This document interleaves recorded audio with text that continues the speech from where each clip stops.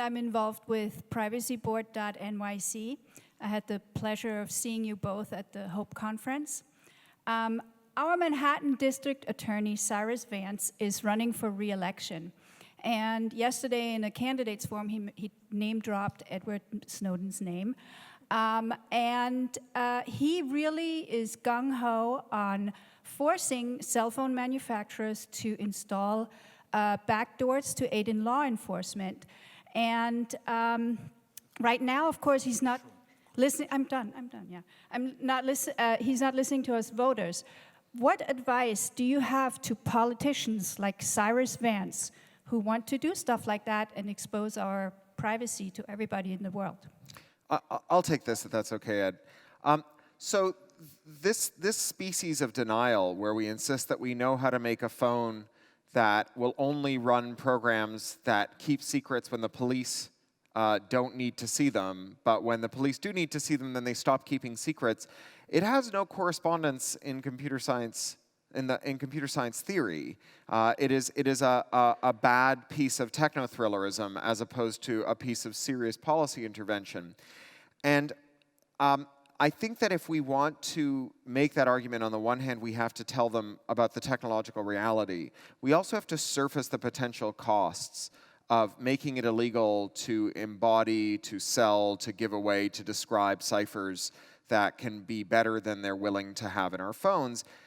And those costs are very high, right? The way that you know that your thermostat isn't receiving bad firmware that causes your house to burn down is because we have working crypto. The way we know your car isn't receiving bad firmware that allows hackers to drive it off the road, like 1.4 million Jeeps that were recalled 2 summers ago, is because we have good crypto. And so insisting that we not use good crypto has this wider catastrophic problem. And I think maybe the right answer to say is, District Attorney, would-be congressman, why don't you want our cars to be safe? Why don't you want us to be able to lock down the cameras that we have in our bedrooms? And how is it that, which computer scientists do you know that tell you that you can do this?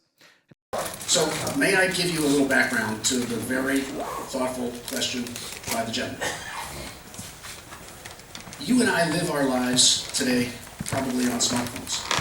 We don't take paper notes. We communicate by smartphones. Indeed, these phones have revolutionized our lives in a really powerful and positive way. Can we all agree on that? Okay, no one shaking head. I'll tell you whose lives it has also revolutionized. It's the criminals. Because the criminals use their cell phones, just like you and I use these cell phones, to talk to each other, to text each other, to send messages and pictures to each other. And it can be cases involving child sex abuse, it could be cybercrime, it could be terrorism. And so they're doing just what you and I are doing. They're using their cell phones for all purposes. Now, the US federal government, in its dealing with the NSA, and you heard this through the Snowden revelations, there was great upset and anger about the federal government snooping into people's electronic communications. And as a consequence of that, Apple, an amazing company, and Google, an amazing company, decided that they really wanted to get away from the toxicity of any working relationship with the government in response to requests by law enforcement for information. And so what they decided to do was to redesign their cell phones.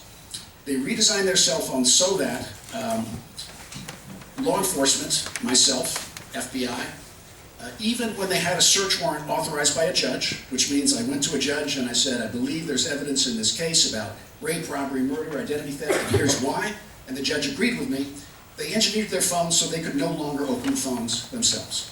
Now, let me tell you the consequence of that decision. I have 535 phones in my office of cases involving rape, robbery, murder, terrorism, terrorism finance, child abuse, and economic crime that I can't access. The people who are affected by my inability to access those phones are victims of child abuse, rape, robbery, terrorism, and the like. So I believe passionately that we should have our privacy.